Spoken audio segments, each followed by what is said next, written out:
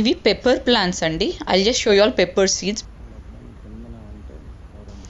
ఇవి క్లైంబర్స్ లాగా పాకుతూ ఉన్నాయి, లైక్ పైకి పాకిస్తూ ఉన్నారు మొత్తం అన్నీ. అసలు ఆటోమేటిక్గా నాకు ఒక్కటే అర్థం కావట్లేదు.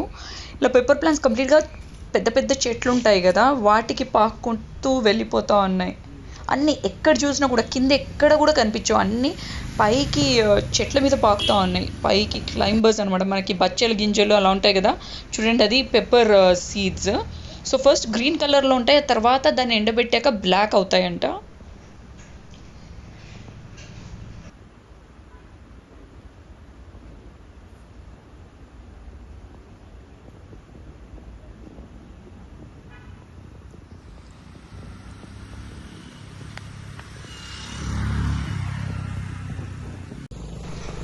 ఇక్కడ అంతా ఏంటంటే ట్రైబల్స్ కల్టివేషన్. వాళ్ళు లైక్ బియ్యంని పండించుకుంటారు, సో వాళ్ళకి కావాల్సిన ధాన్యాలన్నింటినీ పండించుకుంటారంట. సో కంప్లీట్గా ట్రైబల్స్. సో వాళ్ళు చూడండి ఒక లెవెల్గా స్టెప్స్ టైప్గా ఉంది కదా, ఇదంతా వాళ్ళ కల్టివేషన్. ఇలాగే వాళ్ళు పండిస్తారంట వాళ్ళు బియ్యం కానీ ఏదైనా వాళ్ళకి కావాల్సింది. సో ఈవెన్ అరటి చెట్లు ఉన్నాయి, మామిడి చెట్లు ఉన్నాయి, ఇవన్నీ వాళ్ళే పండించుకుంటారు. సో ఇదంతా ఏంటంటే బుర్రా కేవ్స్కి వెళ్ళే దారిలో ఈ కాఫీ ప్లాంటేషన్ కానీ ఈ ఈ కల్టివేషన్స్ కానీ.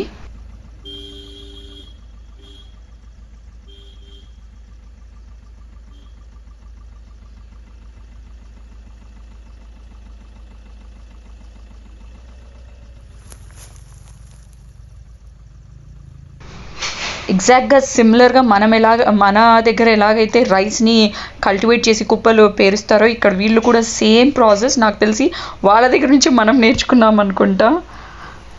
వాళ్ళంతా చాలా స్మాల్ గ్రూప్, అది కంప్లీట్గా చాలా చిన్న గ్రూప్ వాళ్ళది అక్కడ. సో వెళ్తూ వెళ్తూ ఇలా వాటర్ ఫాల్ కూడా కనిపించింది. సో వీడియో తీశాను, చాలా చాలా బాగుంది కదా. ఇలా 2-3 ఉన్నాయి మనం వెళ్ళే దారిలో, ఐ మీన్ బుర్రా కేవ్స్కి వెళ్ళే దారిలో, నియర్ టు విశాఖపట్నం.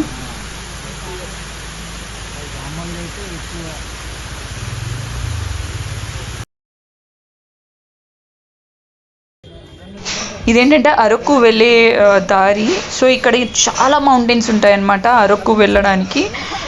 ఈ మౌంటైన్స్ అన్ని దాటి వెళ్ళాలి. ఆల్మోస్ట్ వైజాగ్ నుంచి అరకు వరకు సమ్వేర్ అరౌండ్ 2.5 to 3 years పడుతుందంట.